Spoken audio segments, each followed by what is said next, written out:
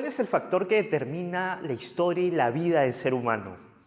En este episodio la estructura va a ser la siguiente. Primero vamos a empezar hablando de la historia, cuál es el factor que ha influenciado en la historia de la humanidad. Y segundo, en otro episodio voy a hablar más sobre cómo esas ideas influyen a nivel personal, a nivel individual.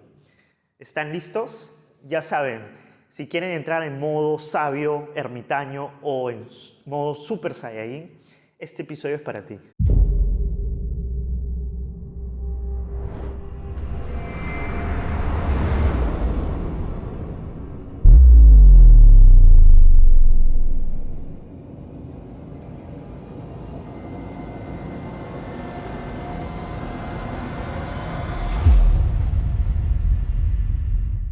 Entonces, ¿cuál es el factor y esa fuerza fundamental que determina la historia de la humanidad?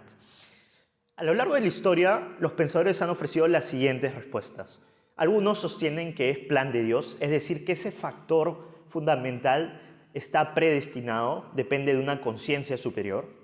Otros sostienen de que es un tema práctico, es decir, que depende de factores tales como políticos, económicos y militares. Y otros sostienen que es un accidente sin sentido.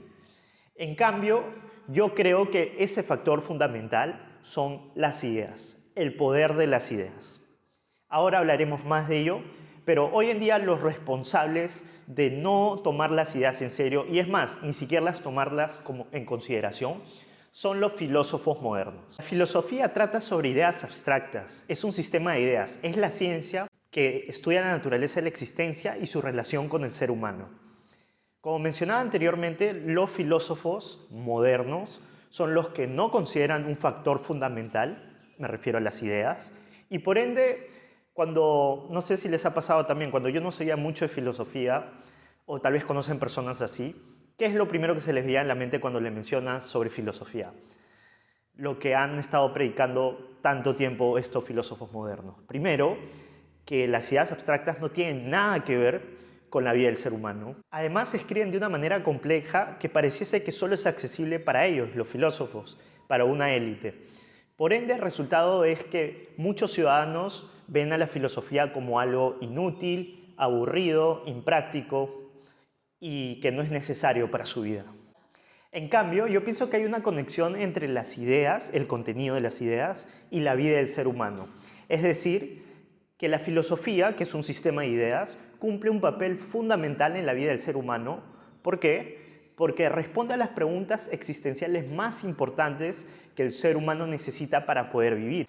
Si es que quiere vivir como un ser conceptual, es decir, como su naturaleza lo demanda. La filosofía es el poder fundamental en la vida del ser humano. Asimismo, es el poder fundamental en la vida de sociedades, de naciones y en la historia de la humanidad. Son las que determinan el rumbo de un país, de sociedades, el rumbo, la dirección de la cultura y por ende la vida de cada uno de nosotros. Como dice Leonard Peikoff, la filosofía, un sistema de ideas, es una necesidad humana tan real como la necesidad de comer. Es una necesidad de la mente, sin la cual el ser humano no podría obtener su alimento u otra cosa que requiera su vida. Antes de entrar a la perspectiva histórica, me gustaría hacer una pequeña diferenciación entre quiénes influyen en la historia de la humanidad. Los seres humanos, las personas, o la filosofía, un sistema de ideas. Seguramente muchos de ustedes pensarán que son las personas, ya que es las que se mencionan históricamente siempre. Por ejemplo, para mal, Stalin, Hitler, ¿no? Y tenemos también buenas personas para bien, como Locke, por ejemplo. Entonces, ¿quién es primero? ¿Las personas o un sistema de ideas, la filosofía? Yo diría que primero es la filosofía, un sistema de ideas, ya que las personas no actúan de la nada o sin ideas. Primero, para que las personas tomen acción y hagan un hecho concreto, tienen que aceptar ciertas ideas. Por ende, son las ideas abstractas que los seres humanos aceptamos.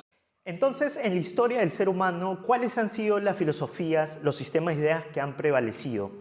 Lamentablemente han sido los de influencia platónica, es decir, las filosofías que ofrecen dos realidades, es decir, que hay una realidad que es la que estamos y hay otra en la cual no podemos acceder. Han sido las antirrazón, cuando el ser humano su único medio de supervivencia y su único medio de conocimiento es la razón. Han sido anti-ego, es decir, anti uno mismo, ya que tiene que tal vez algunos ofrecen que uno tiene que vivir para el otro, han sido antifelicidad, por ende anti-individualismo, y el resultado ha sido catastrófico. Entonces la Edad Media es un ejemplo perfecto cuando uno se toma la religión en serio.